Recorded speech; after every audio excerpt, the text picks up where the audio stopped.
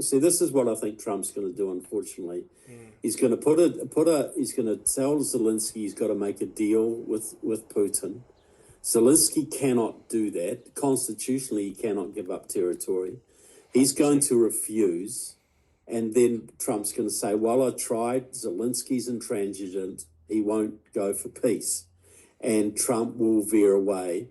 The Europeans will then have a decision to make. Do we continue to struggle on? But then what I think is going to happen, and this could happen in September, there's a huge military exercise in Belarus in September, the Zapad. Normally it's Chinese. I don't know if the Chinese are participating in this, but there's North Koreans in there. There's Muslim troops, there's African troops, South American troops. I've seen those. And friends of mine think the Russians will invade the Saviki Gap. That's the gap between Kaliningrad and Poland, and probably little bits of Lithuania and maybe parts of Poland. That will set up a crisis with NATO. And I don't think America will step in, but Europe will have to, and they will divert their resources to defending their NATO friends in Lithuania and Poland. That means those resources will no longer be going to Ukraine.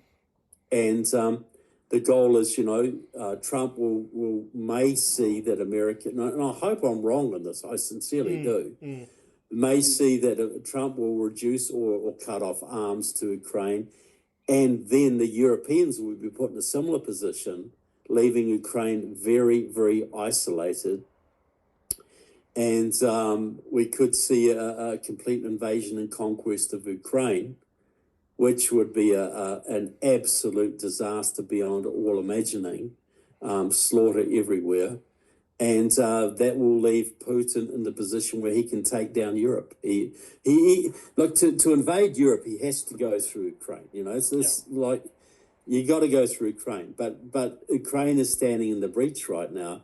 If Ukraine falls, all of Europe's going to be under pressure, a massive pressure. And Putin will use nukes, believe me.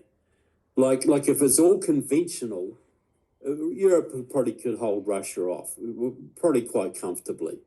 But when the nukes start flying and NATO starts to divide and certain countries start to make peace with Russia, when Hungary, I believe under Orban, would actually ally with Russia against NATO, I think that would be very much on the cards.